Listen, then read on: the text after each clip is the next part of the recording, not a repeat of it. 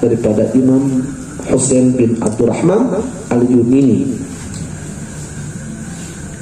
Pada dasarnya teman-teman, nasihat daripada Imam Husain bin Abdurrahman Al-Yumini ini adalah beliau sampaikan khitabnya itu kepada anak-anaknya. Tapi di balik pesannya beliau kepada anak-anaknya sebetulnya memiliki sebuah kandungan. Pesan ini disampaikan secara umum kepada anak-anak yang terlahir daripada rahim kaum muslimin yang mereka telah Allah anugerahkan ilmu panahan. Apa diantaranya yang beliau sampaikan kepada anak-anaknya atau kepada kita semua? Mohon kita renungkan bersama. Beliau mengatakan, ketahuilah wahai anakku, semoga Allah selalu memberikan taufik kepadamu. Hal yang pertama yang harus diajarkan kepada para pemula dalam panahan adalah adab, sifat dermawan, dan juga wara, yaitu bersikap hati-hati serta selalu menebar kebaikan dan juga menjauhi keburukan. Seorang murid yang tidak melalui tahapan yang seharusnya ia pelajari, maka akan berdampak fatal pada mental dan karakternya. Ini pesan yang pertama, bisa dipahami nggak? Bahwa materi yang paling utama ini untuk antum-antum apalagi yang sudah mengajar panahan, maka materi adab itu adalah materi yang wajib pertama kali disampaikan sebelum materi-materi inti. Ini berbagai hal. Sebetulnya pengajaran adab tidak hanya terkait tentang masalah panahan. Dalam semua disiplin ilmu Islam terutama, adab itu adalah merupakan sesuatu materi awal yang tidak boleh diluputkan. Kedua adalah sifat dermawan. Tanamkan kepada mereka yang mau belajar supaya sifat dermawan. Kenapa ditanamkan sifat dermawan? Karena bagi para pembelajar mereka harus rela berkorban. Anda pernah sampaikan kepada antum kan? Dalam kitab Ta'lim Ta'alim, Imam Sa'ad Ali bin Abi Thalib, beliau mengatakan bahwa di antara salah satu kunci sukses seorang talib, seorang pembelajar, seorang santri agar dia bisa mendapatkan keberkahan ilmu yang dipelajarinya itu harus memiliki 6 bekal. Salah satunya adalah apa? Berkorban. Harus dia punya jiwa, sifat siap berkorban harta. Berkorban harta. Bulutlah namanya. Berkorban.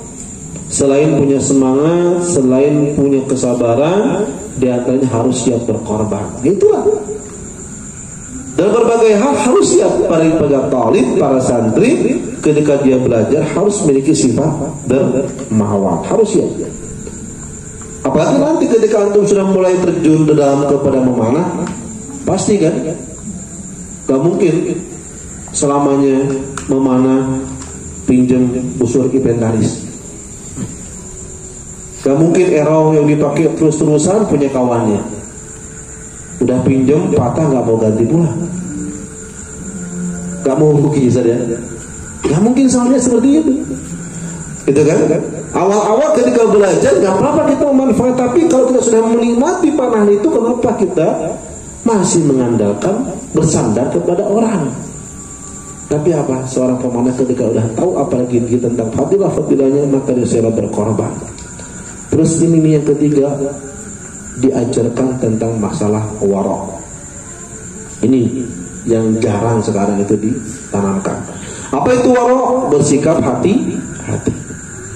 Jadi nanti kepada para pemanah, dia harus tanamkan sifat wara, terutama ini berkaitan dengan segala sesuatu antara halal dan juga haram. Wara'nya bukan hanya sedang di panahan, tapi wara' berkaitan dengan usahanya, wara' berkaitan dengan pekerjaannya, Wara' berkaitan dengan amanah yang diembannya, agar dia berhati-hati tidak terjerumus bukan hanya pada perkara yang haram. Orang yang wara' dia pun berusaha menjauhkan dirinya dari perkara-perkara yang dimakruhkan. Bahkan orang yang wara' bukan yang makruh, yang mubah pun kalau nggak ada manfaatnya pasti dia akan tinggalkan. Itu orang yang wara'. Ini ditanamkan sebelum dia mempelajari teknik panahan. Dan juga selalu memberikan kebaikan dan juga menjauhi keburukan. Tanamkan ke dalam diri para pemanah supaya mereka senang menciarkan, senang untuk beramal kebaikan dan juga untuk mengajak orang berbuat baik. Dan Allah berfirman, ta'awanu 'alal birri wat taqwa. Saling menolong dalam kebaikan dan ketakwaan. Dan juga memiliki sifat untuk saling menjauhi keburukan, karena Allah berfirman, wala ta'awanu 'alal ismi wal 'udwan. Kalau ketika antum sedang berkumpul memanah di dalam klub antum, di komunitas antum, organisasi antum, di sana dibicarakan, dibuatkan sebuah program-program yang mengandung kebaikan, antum support. Atau mengambil bagian daripada kebaikan itu. Tapi kalau ternyata di dalamnya ada sebuah kegiatan yang memicu kepada keburukan, ada sesuatu kumpulan berbicara, ngobrol, ngopinya mengarahkan untuk saling menjatuhkan, mencela, menggibai yang lainnya, maka antum jangan ikut masuk di situ. Kalau bisa mengingatkan, kalau nggak bisa, antum tidak ikut di situ menjadi bagiannya. Hati-hati ya, ini pesannya betul-betul menjauhi keburukan. Seorang murid yang tidak melalui tahapan yang ini katakan ya, seorang murid yang tidak melalui tahapan yang seharusnya tadi, maksudnya tidak melalui tahapan belajarnya itu dengan ditanamkan adab, dermawan, wara' dan juga menebar keburukan, maka apa? Maka nantinya ini akan berdampak fatal pada mental dan juga karakternya. Sehingga ada istilahnya apa? Ada orang pintar tapi kebelingan. Kenapa terjadi? Karena dia fokus kepada ilmunya tapi tidak disediakan adab, sehingga terjadilah orang pintar tapi korupsi, orang pintar tapi menzalimi, orang kaya tapi rakus, orang berilmu tapi sombong, orang beragama tapi suka memecah belah, kan gitu. Akhirnya kenapa? Karena gak ada adab dasarnya yang ada. Ini yang harusnya kita tanamkan untuk diri kita juga. Terus selanjutnya kata beliau, maka dari itu pendidikan pertama yang harus dibina pada diri seorang pemanah adalah adab. Karena hakikat memanah adalah adab.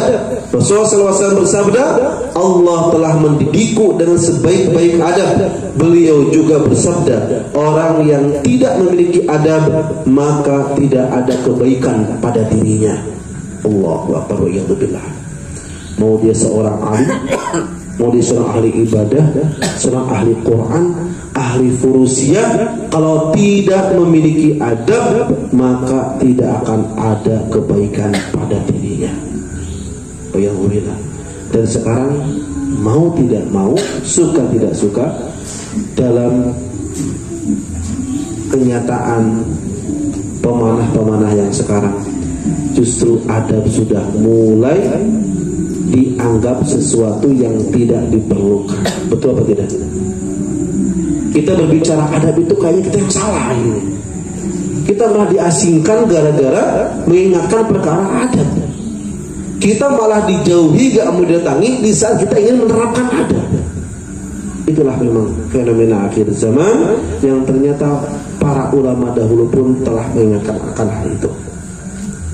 Lalu beliau mengatakan juga, jika seorang pemula jika seorang pemula dalam panahan telah melalui jenjang pendidikan dalam adab serta sifat dermawan serta tata krama dan sopan santun, maka ia akan mudah melalui seluruh tahapan pelatihannya dengan baik, dan ia akan dicintai oleh semua orang. Ya. Ketika tahapan ilmu diikuti dengan cara benar, mulai adab, dermawan, tata krama, sopan santun, semua dia lakukan sebelum pelajari ilmunya, maka apa? Ia akan dicintai oleh semua orang. Bahkan ia akan mendapatkan apapun yang inginkannya. Dan jika seorang pemanah tidak memiliki adab dan sifat dermawan, maka ia tidak akan pernah mendapatkan apapun dari disiplin ilmu ini. Kalau kita belajar tapi nggak memiliki adab, kita udah banyak berkorban harta demi panah ini kan, dan beli busur kan, anak panah udah beratus-ratus lusin, mungkin bisa puluhan juta. Busur pun udah berapa bunyuk yang busur kita patahkan, beli lagi itu susah. Kalau ternyata tidak memiliki adab, wa iyyazubillah, maka tidak akan mendapatkan apapun. Seorang pemula dalam panahan akan mengimbangi pembicaraan dan karakter sesama pemula yang setara dengan dirinya. Begitu pula dengan pemanah senior, ia akan mengimbangi para senior lainnya. Para pemanah profesional pun demikian, mereka akan mengimbangi para ahli lainnya. Sesama master akan saling mengimbangi karakter dan pembahasan antar sesama masternya, sebagaimana sesama guru besar akan mengimbangi para guru besar lainnya. Maka dari itu, jika seorang pemanah tidak melewati jenjang atau tahap yang seharusnya lalui, maka karakter dan sifatnya akan terbalik dan cacat. Selain itu, tabiatnya akan cenderung menjadi tidak beradab dan kurang bertata krama antar sesama pemanah. Bahkan ia justru menjadi sosok yang tidak memiliki rasa malu. Pada Rasulullah SAW bersabda, sifat malu merupakan bagian daripada iman. Rasulullah SAW bersabda juga, sifat malu merupakan inti kebaikan serta mendatangkan kebaikan. Jadi teman-teman, hikmahnya kita mempelajari ilmu sesuai dengan tahapannya itu, secara langsung akan memberikan sebuah pedoman dan pendidikan ilmu psikologi kepada kita. Akhirnya kita bisa mengetahui cara menyampaikan kepada orang-orang yang kita ajak bicara. Walaupun antum sudah menjadi master, antum ketemu anak kecil, maka antum jangan pakai ilmu dengan master kan gitu. Antum kalau belajar mana dulu Jis, dari mulai 3 meter, 5 meter, gitu kan, sampai 3 meter. Nah ketika nanti antum sudah lahir 70 meter, antum ketika melihat ada orang memanah di 5 meter, antum tidak akan mencemooh. Antum akan menghargai mereka, karena memang tahapan antum yang telah antum dapatkan 70 meter itu semua bermula di tahapan di 5 meter, betul. Tapi kalau ternyata memanah langsung 30-70 meter, ketika dia mulai nyaman di situ, merasa dia dapat mendapatkan, ya, memanahnya itu ternyata udah bisa lebih daripada yang lain di jarak segitu. Akhirnya ketika melihat orang 10 meter, 15 meter, itu mah kelas baby archer, kelas bayi pemanah, bisa. Kenapa? Karena dia memang tidak menghadapi tahapan itu hati-hati. Itu hati-hati. Sebagaimana orang yang ketika masuk misalkan ke kepolisian, dia itu nggak pakai tes, tapi pakai uang dan juga jaminan orang dalam kan.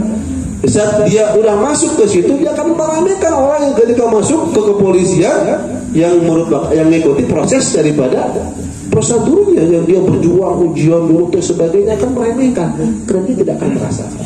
Tapi orang yang betul-betul dia mengikuti prosedur tahapan pendidikan, maka dia akan nantinya akan disukai banyak orang. Kenapa? Karena dia akan bisa masuk berbicara sesuai dengan madhabnya, sesuai dengan zaman, sesuai dengan orang-orangnya dan tahapan-tahapannya.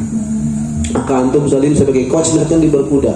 Ada orang baru belajar kuda, jangan terlalu tinggi bicaranya, jangan terlalu aneh-aneh berbicara canter, berbicara HBA, jangan dulu.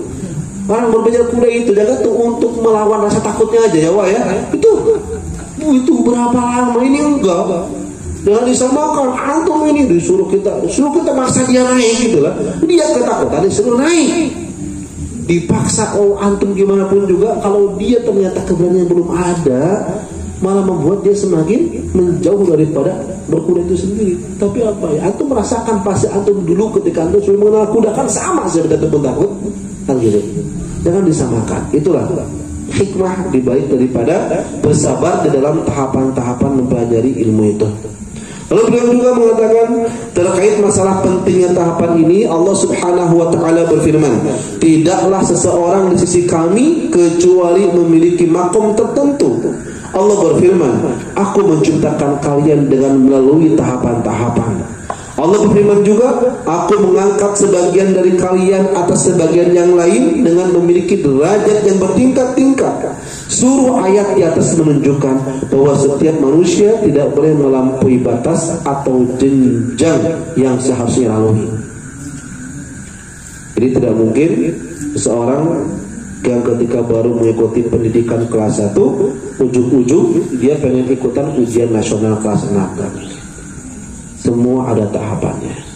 Bersabar, berproses. Mengenai sifat kedermawanan, karakter ini merupakan sifat utama yang harus dimiliki oleh setiap pemanah. Dalam sebuah riwayat disebutkan bahwa Allah sangat mencintai orang dermawan. Maka dari itu, sifat dermawan akan menjadi daya tarik tersendiri bagi para pemanah junior, sehingga ia akan dicintai oleh semua orang. Rasulullah SAW bersabda, setiap aib yang ada akan tertutupi oleh sifat dermawan. Ya, jadi jangan bakhil. Ya, hidup itu memang jangan bakhil. Kalau kita misalkan tidak mau dermawan dengan harta, dermawanlah dengan tenaga. Ini dengan harta enggak, tenaga pun enggak mau. Gitu kan? Ada kan seperti itu kan? Ada. Dan tidak sedikit. Kayak antum ingin belajar memanah kan? Kalau antum misalkan belum memiliki harta, kemampuan untuk beli busur, untuk beli anak panah, tapi pengen mana? Ya udah bergabung aja dengan kumpulan teman sudah memanah.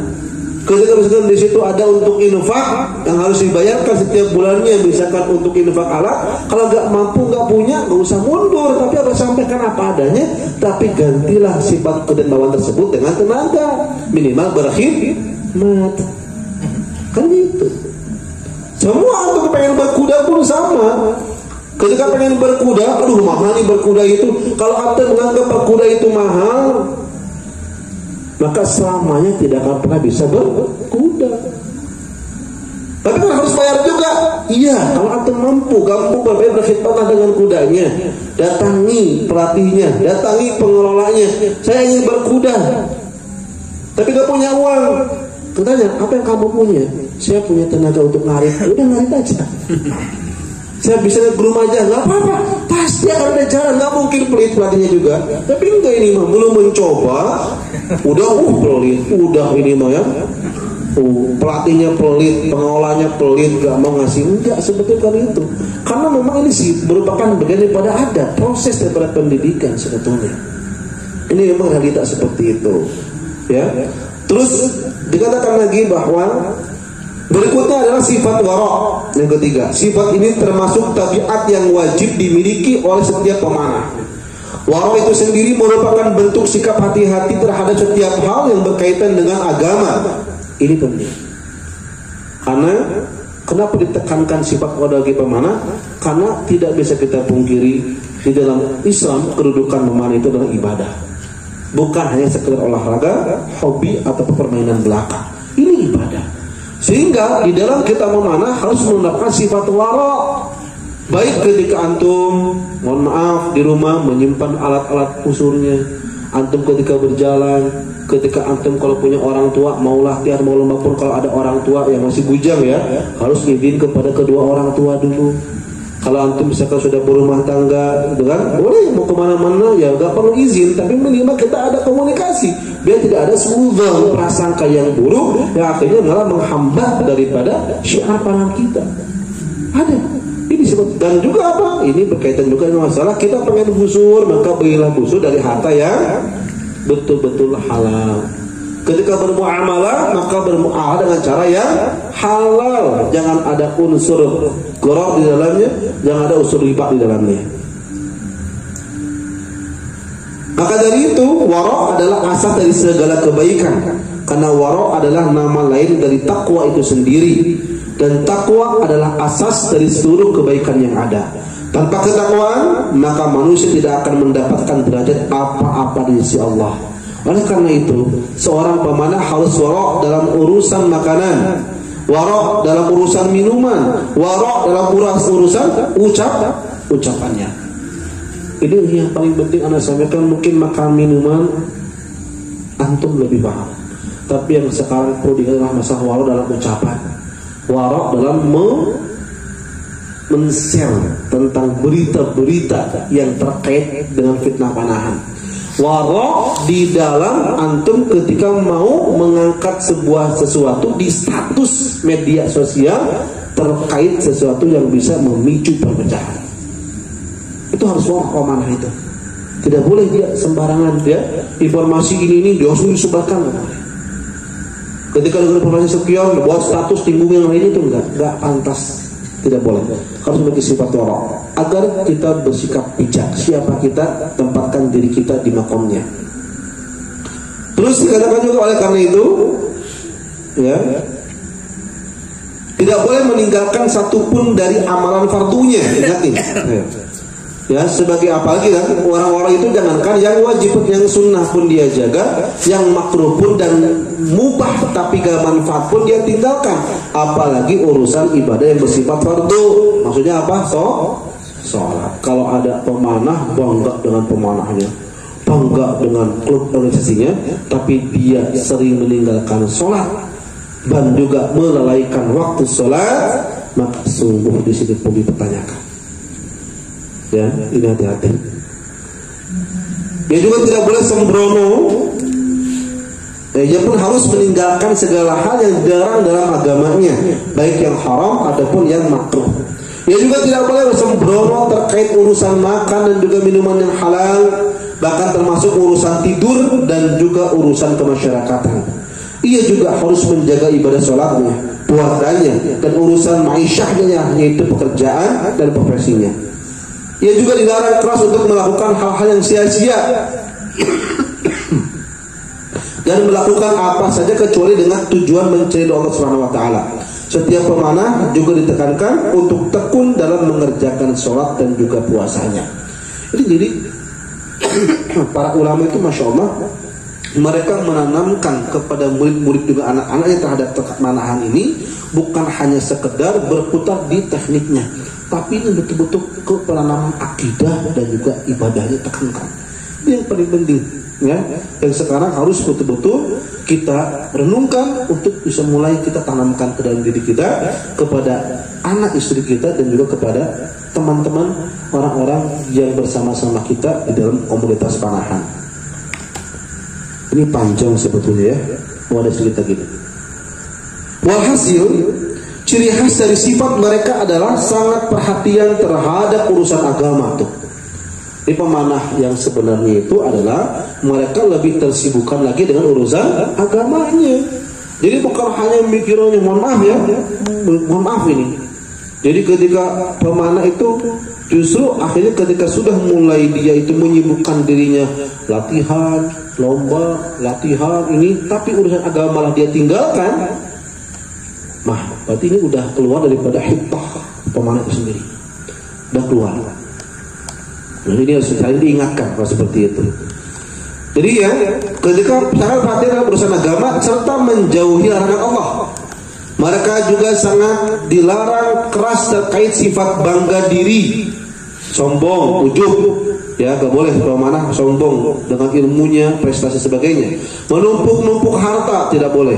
Riya alias pamer dan suka disebut-sebut namanya dalam panahan. Oleh sebab itu mereka sangat ditekankan agar selalu ikhlas dalam panahan dan tidak melepaskan tembakan kecuali karena Allah Subhanahu wa taala. Seluruh sifat kaum panahan yang telah aku sebutkan di atas hanya terangkum dalam dua kalimat, yaitu apa? Fi'lul khair wa tarkus syarr. Artinya selalu melakukan kebaikan dan berusaha meninggalkan keburukan. Jadi hanya itu poin intinya. Jadi seorang pemanah sejati adalah mereka yang senantiasa mengamalkan dan juga menebar kebaikan serta berupaya untuk meninggalkan dan sering mengingatkan untuk menjauhi keburukan. Fahamilah semua apa yang telah aku jelaskan ini wahai anakku, semoga engkau selalu mendapatkan petunjuk insyaallah. Para ulama berkata, wajib bagi para pemula dalam panahan untuk mencari guru memanah yang alim, yang terampil dalam teknik.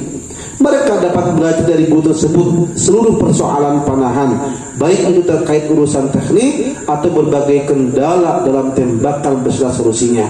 Sebagaimana setiap orang beriman harus teliti dalam urusan agamanya, demikian juga dengan seorang pemanah, ia harus teliti dalam memilih teknik yang cocok dengan dirinya. Hal ini tentu tidak akan bisa didapatkan kecuali melalui bimbingan seorang guru yang menguasai ilmu ini dengan hati dan keterampilan kedua tangannya. Seorang pemanah yang berguru di sosok ulama seperti ini pasti akan mengerti mana teknik yang cocok untuk dirinya dan mana yang sangat ia butuhkan.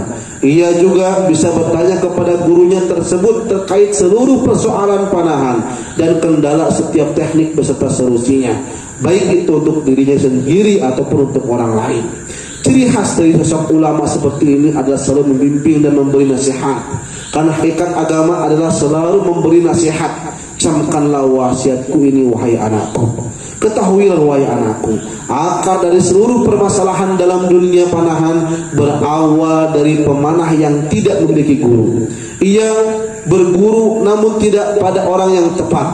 Hal inilah yang memunculkan sejuta aib dalam tembakan seseorang. Maka dari itu, carilah guru yang alim dalam panahan yang dapat mengatasi seluruh aib tersebut, entah dengan cara mengabdikan diri kepadanya sebagai murid, atau hanya dengan mengambil faedah ilmu tertentu yang kau butuhkan, atau dengan cara membayarnya agar ia sudi menangani pembenahan teknikmu yang salah yang sekian lama telah jadikan kebiasaan.